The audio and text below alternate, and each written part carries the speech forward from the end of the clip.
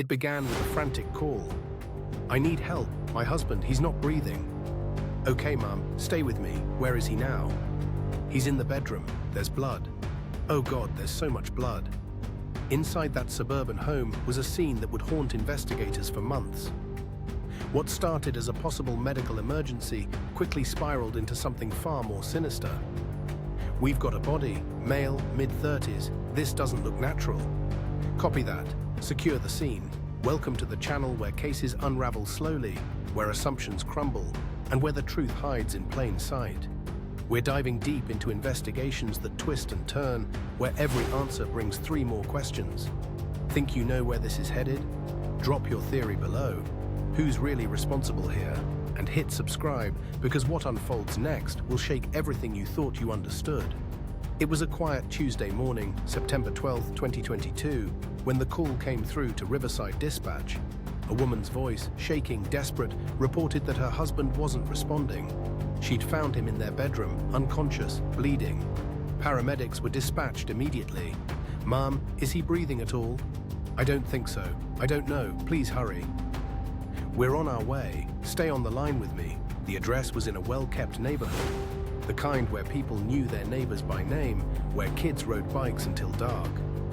Nothing ever happened here. Until today.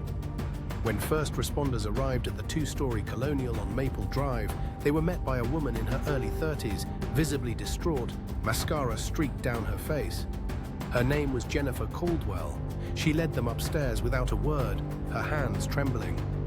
"He's in there. Please help him." The paramedics entered the master bedroom and immediately knew this wasn't a standard medical call. The man, later identified as 36-year-old Marcus Caldwell, was lying face up on the floor beside the bed. There was blood pooled beneath his head, more spattered across the bedding. His eyes were open, fixed. No pulse, no breath. "We've got a deceased male. Looks like head trauma. You need to call this in." The scene was secured. Police arrived within minutes. What they found didn't add up to a simple fall or accident. There were signs of a struggle. A nightstand was overturned. A lamp lay shattered on the floor. And then there was the blood pattern, inconsistent with a single impact. This isn't an accident. No, it's not. Detectives were called in. Jennifer was brought downstairs, wrapped in a blanket, still shaking. She told them she'd been out for a morning jog, her usual routine. When she came home around 8 o'clock a.m., she found Marcus like that. She didn't hear anything, didn't see anyone, just came home to a nightmare. "How long were you gone?"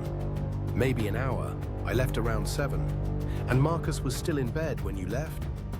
"Yes, he was sleeping." The timeline seemed straightforward, but detectives had learned long ago that timelines could lie.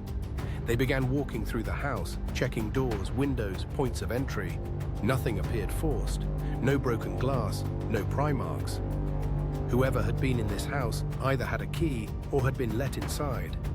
"Ma'am, do you know if your husband had any enemies, anyone who might want to hurt him?" Jennifer shook her head, wiping her eyes. "No, everyone loved Marcus. He was a good man. He worked hard. He didn't have enemies." Marcus Caldwell had been a sales manager at a mid-sized tech firm. By all accounts, he was well liked, dependable, the kind of guy who showed up early and stayed late. He and Jennifer had been married for 6 years. No kids yet, but they'd been talking about it. They seemed happy. At least, that's what the neighbors would say later. Detectives continued processing the scene. They found no murder weapon, no gun, no knife, nothing heavy enough to cause the kind of blunt force trauma Marcus had sustained. But they did find something else. In the trash bin outside, beneath a layer of garbage bags, was a bloodied towel. It had been hastily stuffed down, like someone hoped it wouldn't be noticed. "Bag this. Get it to the lab." The towel was a break, but it raised more questions. Why would someone take the time to clean up, then leave evidence right outside? Was it panic, carelessness, or something else entirely? While forensics worked the scene, detectives sat down with Jennifer for a more formal interview. She repeated her story. Morning jog, came home, found Marcus, called 911. But as they pressed her on details, small inconsistencies started to surface. "You said you left around 7. "Yes. "And you were gone an hour?" About that, maybe a little less. Did you see anyone while you were out? Anyone who could confirm the time? She hesitated. I don't think so. I mean, there were a few cars, but I wasn't really paying attention. Detectives made a note, no alibi, not definitive, but worth remembering. They asked about Marcus's routine, his habits, whether he'd been acting strangely lately. Had he been worried about anything? Work stress? Money problems? No, nothing like that. He was fine. We were fine. But when they asked about their relationship, Jennifer's composure slipped just slightly. Were you two getting along? Yes, of course. No arguments, no tension. Every couple argues sometimes, but nothing serious. That phrase, nothing serious, stuck with the lead detective. It was vague, defensive. He filed it away. Back at the house, forensics had uncovered more. There were 2 distinct blood patterns in the bedroom. One near the bed, where Marcus had been found. Another near the doorway, as if someone had been standing there, bleeding, before moving. The spatter suggested at least 2 separate impacts. This wasn't a single blow. This was sustained violence. Whoever did this was angry. Or desperate. They also found a cell phone, Marcus's, on the nightstand. It was unlocked, screen still lit. The last thing open was a text thread. The contact name was saved as L. The messages were recent, from the night before. Can we talk tomorrow? I don't think that's a good idea. Please, just for a few minutes. Fine, come by in the morning, early. Detectives read through the exchange twice. Who was L? And why was Marcus meeting them the morning he died? They ran the number. It came back to a woman named Laura Simmons, 29, a former co-worker of Marcus's. She'd left the company about 8 months ago, but clearly they'd stayed in touch. Laura was brought in for questioning that same afternoon. She arrived with her lawyer, which immediately raised eyebrows. When detectives asked her about the texts, she didn't deny them. Yes, I texted Marcus. We were friends. Just friends? Laura paused, glancing at her lawyer. We were close. We used to work together. Were you having an affair with Marcus Caldwell? Another pause. We were involved, briefly. It ended months ago. But you were still in contact. Yes, and you asked to see him the morning he was killed. Laura's expression hardened. I didn't kill him. I never went to his house. Then where were you that morning? At home, alone, no alibi, just like Jennifer. Detectives pressed further. Why did she want to see him? What did they need to talk about? I just wanted closure. We didn't end things well. I thought if we could just talk, maybe I could move on. And what did he say? He said fine, but he never called me. I waited and he didn't reach out. So I let it go. Detectives weren't convinced. They asked if she owned a car. She did, a silver sedan. They asked if she'd driven anywhere that morning. She said no. But when they pulled traffic cam footage from the area, they found her car 2 blocks from the Caldwell home at 7:43 a.m. You said you didn't go to his house. I didn't. Then why was your car in his neighborhood? Laura's lawyer interjected. But the damage was done. She'd lied. And now she was a suspect. Meanwhile, back at the precinct, detectives were digging into Marcus's life. His financials showed regular cash withdrawals, always small amounts, never enough to raise red flags. But over 6 months, they added up to several $1,000s. Where was that money going? They also found a second phone, a burner, hidden in Marcus's car. It had only 1 contact saved, no name, just a number. The text history had been deleted, but tech forensics was able to recover fragments. The messages were vague, transactional. Same time? Yeah. Usual spot. It read like a pattern, like Marcus had been meeting someone regularly, secretly. But who and why? The investigation split into 2 tracks. One focused on Laura Simmons, the ex-lover who'd lied about being near the house. The other focused on the unknown contact from the burner phone.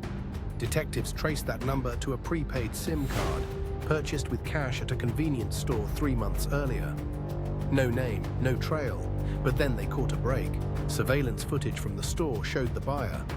It was grainy but clear enough. A woman, mid-30s, dark hair, sunglasses. She paid cash and left. Detectives ran the image through facial recognition software. No match, but when they showed the photo to Jennifer Caldwell, her reaction was immediate. Do you know this woman? Jennifer stared at the image, her face going pale. That's my sister. Her name was Rebecca Hayes, Jennifer's younger sister by 3 years. She lived about 40 minutes away, worked as a nurse, kept to herself. Detectives hadn't even known she existed until now. They asked Jennifer why Rebecca would buy a burner phone. I don't know, maybe for work. She deals with patients. Maybe she wanted privacy. Did she know Marcus? Of course, she's my sister. Were they close? Jennifer hesitated. Not really. They got along fine, but they weren't close. Detectives brought Rebecca in. She came willingly, no lawyer, no hesitation. When they asked about the burner phone, she didn't deny it. Yes, I bought it. Why? Because Marcus asked me to. The room went quiet. Rebecca explained that Marcus had approached her a few months back, said he needed a phone that Jennifer wouldn't know about. He didn't say why. Rebecca thought it was strange, but she helped him anyway. He was family. Did you ever text him on that phone? A few times, just to check in. About what? Just normal stuff, how he was doing. If he needed anything. Detectives didn't buy it. They pressed her on the morning of the murder. Where was she? At work. I had a shift starting at 6. They checked. She'd clocked in at 6:07 a.m., clocked out at 2:30 p.m. Her alibi was solid, but that didn't mean she wasn't involved. They asked if she knew Laura Simmons. No, who's that?